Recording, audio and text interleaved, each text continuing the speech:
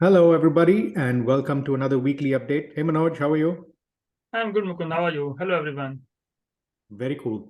Yeah, this was an interesting week. We talked about the fact that there will be a little bit of a pullback Yeah. uh, last week. And as expected, almost every day this week, there was a pullback, except for one day. NASDAQ did okay, which was yesterday. Right. Overall, NASDAQ seemed to do okay. But this was a distribution week for most parts, which is healthy in the market overall, I think. Absolutely, absolutely. So Yeah. when we have been rallying like vertically for last so many weeks and months, you definitely need some pullback, some consolidation, so that you gather energy to rally further in case there is a rally, and in case it is a bull market. I don't know if it is a bull market or a bear market rally because I don't actually get into that argument. But This have that. as It far is as for a longer term health of the market, definitely it is always good to have those kind of pullbacks.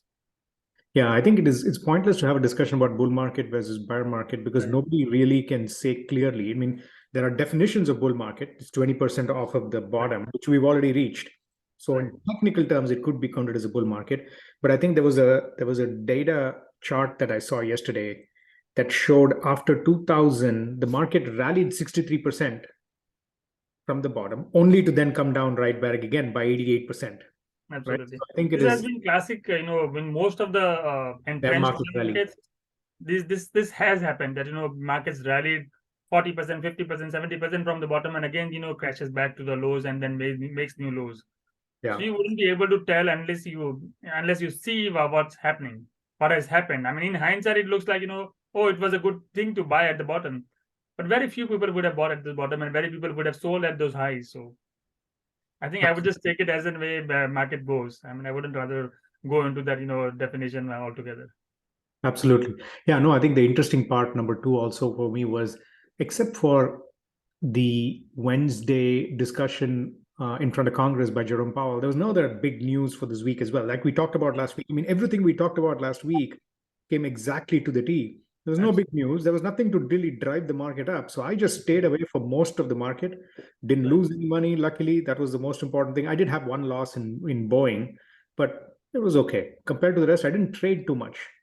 Normally, I don't, get into the trading thing as well. When markets try to bottom out and I try to buy, and a market try to top out, then I try to sell. Normally, I don't, but this time I actually tried and I succeeded as well. I mean, I made 3.4% shorting the market and not by going long into any names. So that way, I made money shorting NQ and shorting SPY. So that was a good week for me. AMD short worked out okay for me. Yeah, that's So good. now I think it's done the gap fill. Now it's going to go back up, I think, but we don't know. So Anyway, let's go back let's to do a sharing quick the charts. let's do a quick start with yeah, S&P. Let's start with SPY and then we'll go from there. Right. Let's look quickly through the week. So here we go.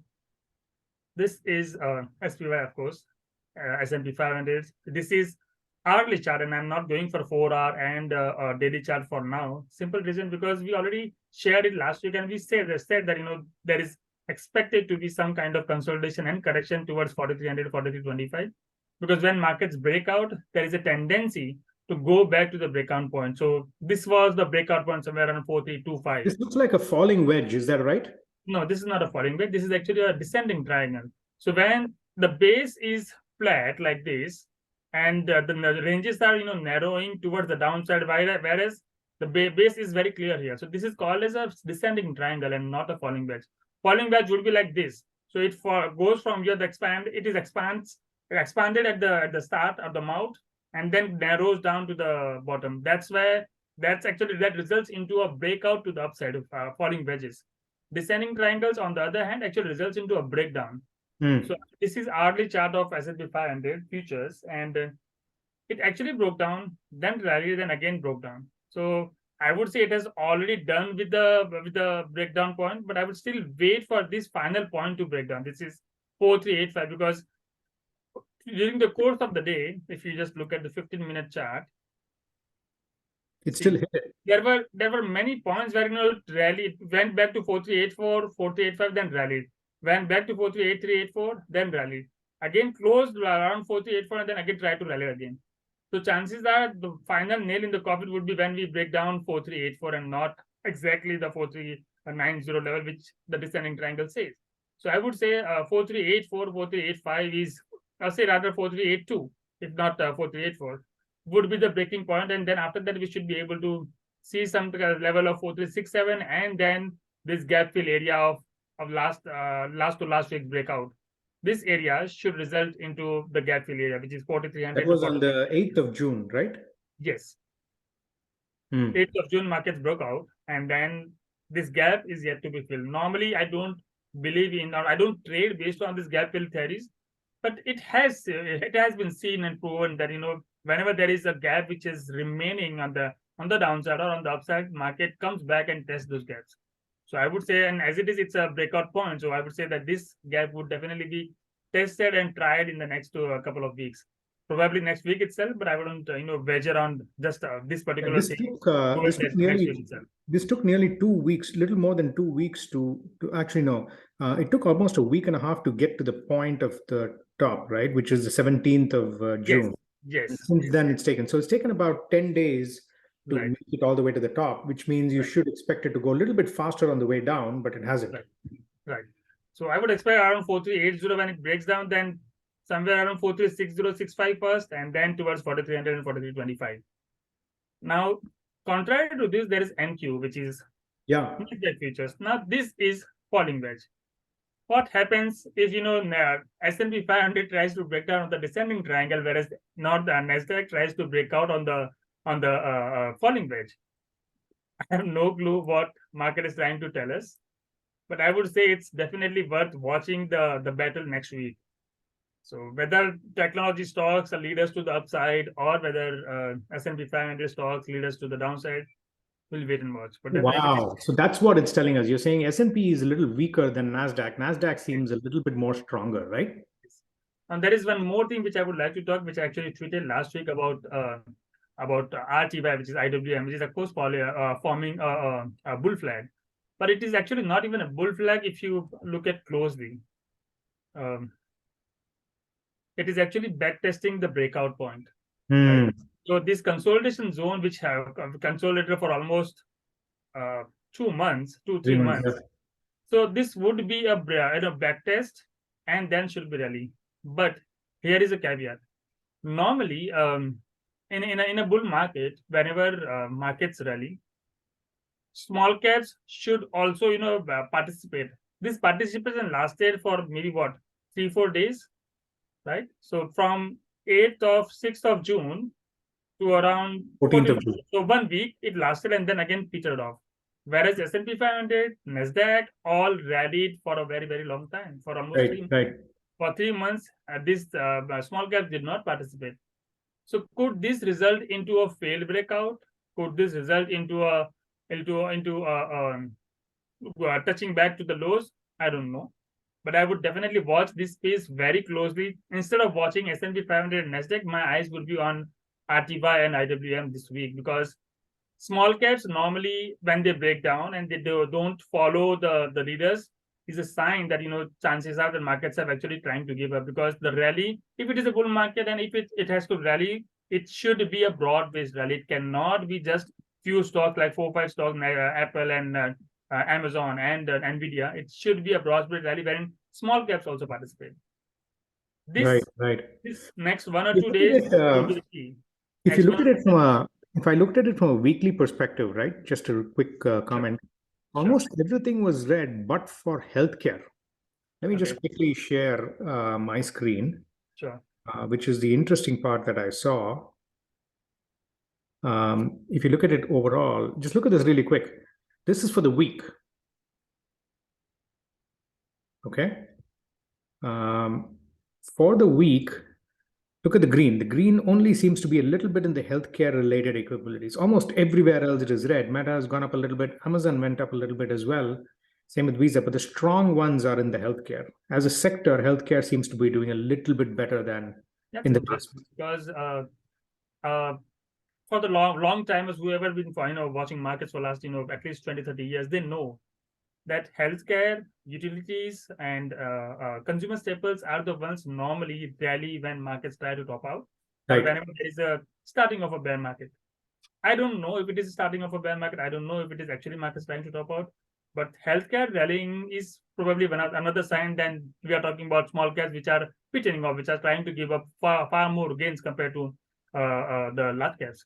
So these They two are usually signs call from consumer durables, consumer staples, right, healthcare, utilities right. as safe havens, right? Even recession-proof stocks.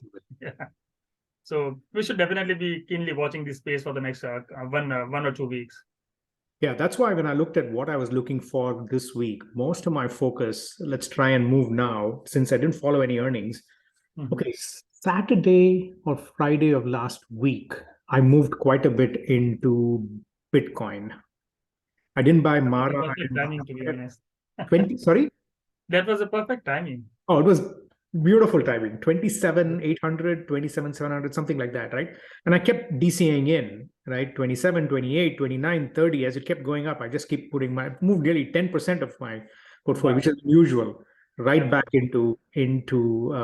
but I think there is a possibility of a short-term rally. I don't think it is a Right. long-term for me, but I don't Right. know for sure. Let's quickly look, and given where the market is, given there's so much challenge with Coinbase and Binance, and there are so many overhead. There's a Fairly, lot of news as well. I mean, in terms of right, there's a lot in the news for negative financial things, institutions. but Yeah. still, what you want to do is just let me quickly share this. Maybe this will give you guys a quick perspective on some of the stocks that some of the cryptos that I've got 20 cryptos that I follow and track fairly closely. These are the 20 this is a big so number. it's Bitcoin, Ethereum, Tether, Binance, Circle, EDA, Dodge, etc. Right? Yes. Dogecoin, etc., all the way down to Circle USD as well. And this has been just to give you guys a context. How has this been organized? This has been organized by market cap, and usually, as most people call these two, Ethereum and Bitcoin, as the mega caps in the crypto side, right? Over $200 billion in market cap. So when there's a flight to quality, you want to stick to this. You don't want to go to the 80 billion Tether, and you don't want to go there to a large extent. I've stuck to the top two, if you will, to a large case. So let's just quickly look at where we are with Bitcoin and Ethereum, and see where this thing seems to be, at least in the medium to short term. Right. So here's the chart of Bitcoin. This is a weekly chart. Let me just switch on to the daily chart. Yeah. So this is where the breakout happened. This was actually a bull flag. So it has been consolidating here. It didn't move much, and then consolidation for a very, very long time, maybe at least 2 months, 3 months, and then zoop breakout. And this is interesting to me because at the time when there is a lot of negative news around the cryptocurrencies, Bitcoin is trying to say, "Hey, whatever you want to say, I want to do my own thing." And this is Yeah. what the leader of the pack is saying, that I want to break out. I want to show that I can do something else. And as long as it is actually moving towards the upside, I would definitely be trading to the upside and not going to short this particular thing. Although normally cryptocurrencies, they follow the stocks. Whenever if the stocks are going down, cryptos definitely do go down. But this time it's completely different. So as long as it is going Their up, rally, my sense is the rally this time was a little bit delayed. If you look at the weeks that in May, yes, yes, look at May and June, it was yeah, mostly in the zone, right? Whereas yeah, yeah, stocks were going up just like crazy not during that going time, nowhere. Yeah, especially Nasdaq and S&P, right? So this is a catch-up rally, I think, to a certain extent. And I don't know how long this rally would last. right. This is feels like more like a catch-up rally than anything else.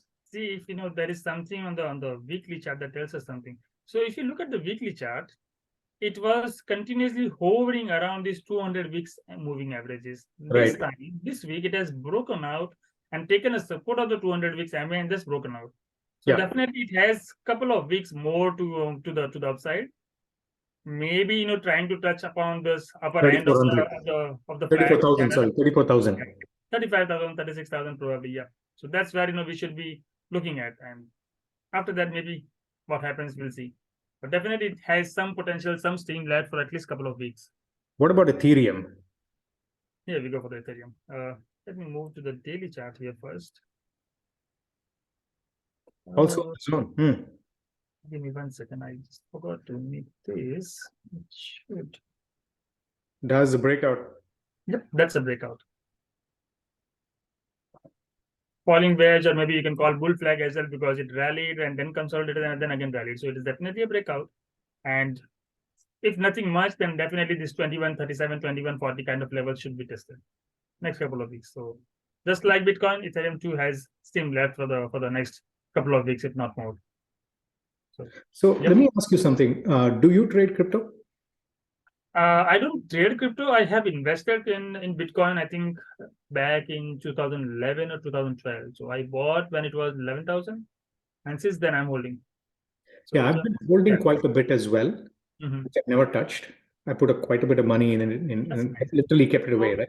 I know a friend of mine who had bought Bitcoin when it was, I think, about $600. And then he just, invested for fun. I mean, he had no idea it is actually going to be something very big. And I think he did in 2009, 2010 or something like that. And then he just forgot about it. He has been struggling to find where did he save it. He has still not been able to find. Yeah, so I bought it in 2012 with an average price, 2012, 2013, average price in the 400s and 500s. I kept buying though. By the way, I kept buying it all the way till 14,000 till 2016. Wow. And didn't sell a lot of it even when we went to 56, right? If you remember. Yeah. And of course, I had a basket of about 3 or 4 besides Bitcoin and Ethereum. Some of them just went to nowhere. But in any event, I think this trade for me on the crypto side, I've moved quite a bit. In the trading side seems to be a good trade in terms of time. So I'm just holding on right now. I think I mentioned it last week. Next couple of weeks should definitely be good for the cryptos, at least for the Bitcoins. Absolutely. Okay, so that was Ethereum. I think we're not going to go through Circle and Tether because they're both stable coins tied to the US dollar. So I don't think you're going to get a lot in terms of what to do with those. If anybody wants, just drop a comment and I will send you a link to my subscription. No, sorry, a link to the list of cryptos that I follow overall. Might be good. The other 2 stocks that are interesting are related to crypto. One is MARA, Marathon Digital Holdings. MARA is the ticker, and then blockchain. So let's quickly go through MARA first. Again, just like Bitcoin and Ethereum, it has also broken out. It has broken out of a triangle, which has been holding for last more than 8-9 months. Since August, it has been consolidating in this triangle. It has broken out. Definitely, the first step should be somewhere around, say, around 1860 kind of levels. Although some consolidation can be expected around 1550, but I would say normally the upper end of the starting point should be tested. So 1840, 1850 should be where it should, kind of try to halt. But if you look at it since March, if you look at it since March, just really quickly, since March, do I see higher highs and higher lows since March or no? Before that, there is one more thing that I want to talk about is the 200 weeks MA, which is just above. So it is around 415. So that should definitely give you some kind of, headwind for the stock to move up. In terms of the higher highs, yes, it has been forming. It has been forming since December, to be honest. December high, then higher low, then again did not move much, and then again higher high, and then again consolidated, and then again trying to make a higher high again. Right. That's right. And I think to a large extent, MARA and RIOT also tend to mirror the performance of cryptocurrencies overall. RIOT blockchain is the next one. RIOT. So it is still forming. It is still forming a bull flag. It is still not broken out. Maybe next couple of weeks it should give you some breakout sign and should test into this breakout zone and probably target around 1440 and beyond. So these are the 2 stocks that you can watch. Obviously, there are others as well, but these are the ones that I tend to follow in terms of being able to see which ones actually do well, which ones don't do well as well. These are the ones that I've been following, MARA and RIOT blockchain. The other thing I wanted to say, RIOT also, there is just like MARA, even RIOT also has this 200 weeks MA, which will provide some kind of upper resistance, so around 1360, 1370. Before that, there won't be enough. I mean, there will be some breakout, and breakout will result into some kind of a steam, at least 5-10% move, and then stalling around 1360, 1370. So that you should be watching. Okay, terrific. Thank you, Manoj. But listen, before we wrap up, I just wanted to say really quick, guys, If you like the videos, please subscribe to our channel. We are now getting this at least going. Every day I get nearly 4 or 5 emails saying we've got a new subscription. It takes a lot of effort to get this back on track in terms of getting into a point where we are spending a lot of time weekly doing this. So we'd love for you to subscribe. Drop us a question on Twitter. Every Friday, this comes out to you. It's a short enough video where you can go through it quickly with a lot of charts and a lot of good technical and fundamental knowledge. So thank you guys very much. Thank you. Thank you, everyone. Thanks, Manoj. Thank you, Mukund.